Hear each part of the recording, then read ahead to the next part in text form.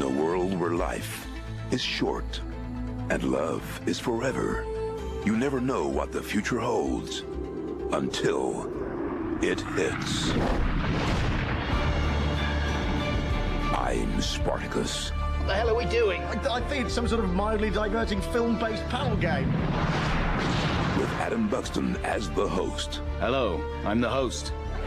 Jon Holmes. I saw a film once, does that help? Andrew Collins. I'm the film editor of the Radio Times, will that do? Will Smith. I should point out that I'm the other Will Smith, not the Hollywood actor Will Smith. And proper actress Emma Kennedy. There seems to have been some sort of terrible mistake. My agent said this was a sequel to Kung Fu Panda. It's time to play I'm Spartacus. Yes, hello, and welcome. Welcome to the film-based quiz on the radio that critics are already calling I'm Spartacus, for the simple reason that, you know, that's its name.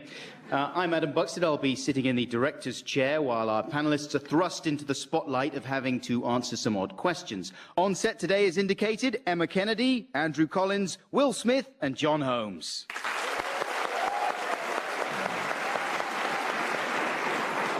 Now, on I'm Spartacus, points are awarded, but not in the form of points. Instead, I'll be dishing out pieces of popcorn to the panellists as and when I see fit. And the panellist with the most pieces of popcorn at the end is the winner and will be crowned the show's Spartacus, with the amazing prize of being allowed to call himself Spartacus by saying, I'm Spartacus. Yeah, but, you know, not in such a good voice as that, obviously. And speaking of that voice, we have secured the services of a genuine deep-throat movie voiceover man, who will be known throughout the show as Genuine Deep-Throat Movie Voiceover. Can you actually just say something just to make me happy, Genuine Deep-Throat Movie Voiceover man? Could you say, Adam is the Brillatron? Adam is the Brillatron. Before the end of this, can you please record all our answer phone messages? Now, say Will can't answer the phone right now. He's on booty call. Okay, it's time for... Round one. Which is called Movie Mistakes. Often in films, continuity errors will be made and things will be left in shot that weren't supposed to be there. For example, famously in Star Wars, a stormtrooper bangs his head on a door frame.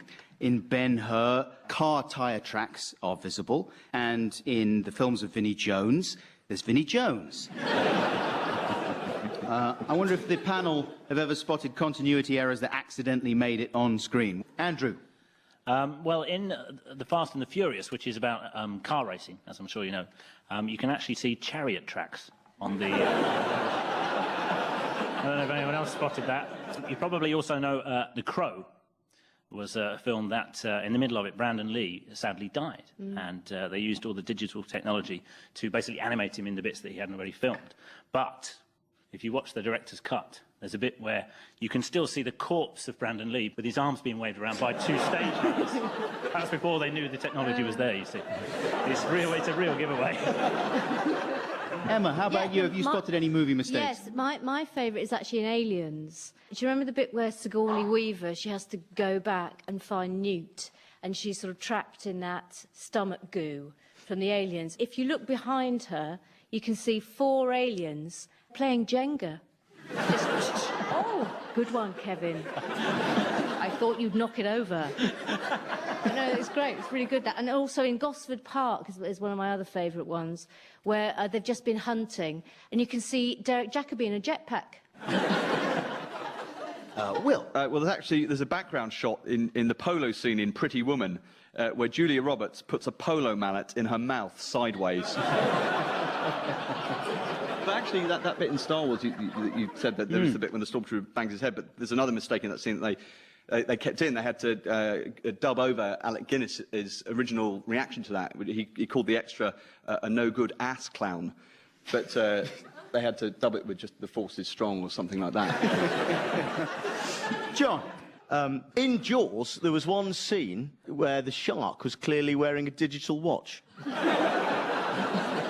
In Back to the Future 3, right, I can't understand this. The character of Marty McFly travels back to 1895 from 1985, Right, but in 1985 hadn't even been invented.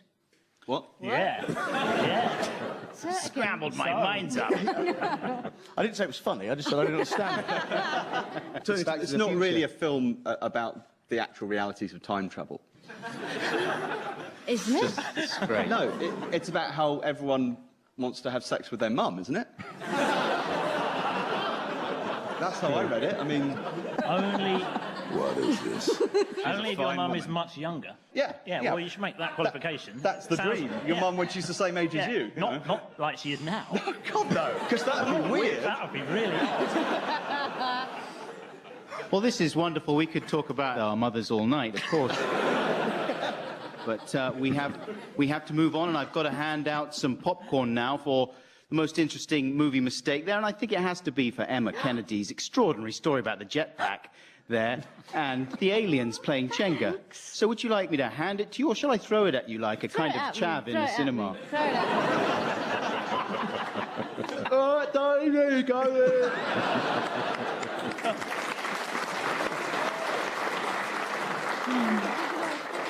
Okay, it's time to get on our vintage motorbikes and jump straight into the tangled razor wire of the next round, a round that is called The Pitch. I will now play the role of a jaded, cigar-headed movie studio head, and the panellists will pitch me their ideas for new films. For any I decide to greenlight, I'll award popcorn. For any that I hate, I will have the panellists ostracized, and they will never work in this town again!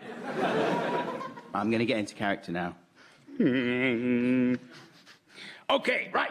Welcome to my office. I'm kind of a movie studio head that used to be a gangster. You better impress me, because I don't have much time and I have my shiatsu in an hour. So get on with it. Come on, pitch. Rakes on a plane. It's kind of an airborne disaster movie. It's about a plane that's transporting gardening equipment. Somebody opens an overhead locker before the plane has come to a complete stop. And rakes fall down. Samuel L. Jackson plays Alan Titchmarsh. And it's his job to collect up the rakes and put them back in the overhead locker. I like it. It's exciting. Is there any chance you could get Seth Rogen in it? Yes, he plays Monty Don, who just sits at the back and has a little rest. What about Steve Guttenberg stars as the eponymous printing press, but he fights crime? So he's a crime-fighting printing press with issues, obviously. You know, it's a lot of fun, but I already have 5 movies like that in production. You're going to love this. Kramer versus Alien versus Predator.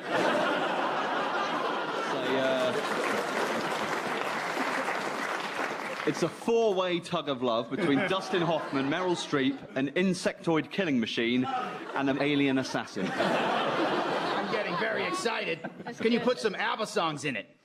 Yes, they could kill to the sound of ABBA. And also, could you include the boy from Slumdog Millionaire? Yes. He could be the boy they're fighting over. Also, Bergerachnophobia.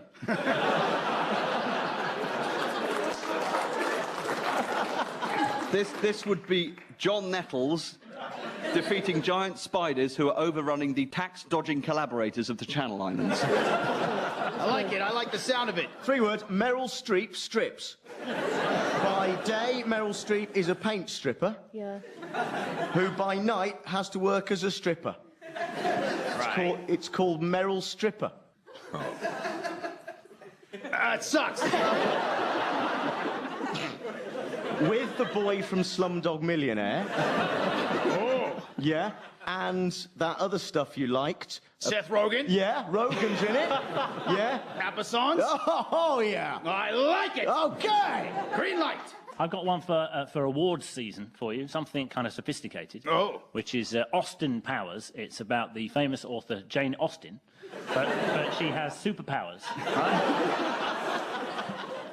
Right? Her superpowers, she uses them to fight Pride and Prejudice. Yeah. Wherever she finds them, which is mainly in the Cotswolds. Can I just say this to you? Viral marketing. I don't want a response. I'm just saying it.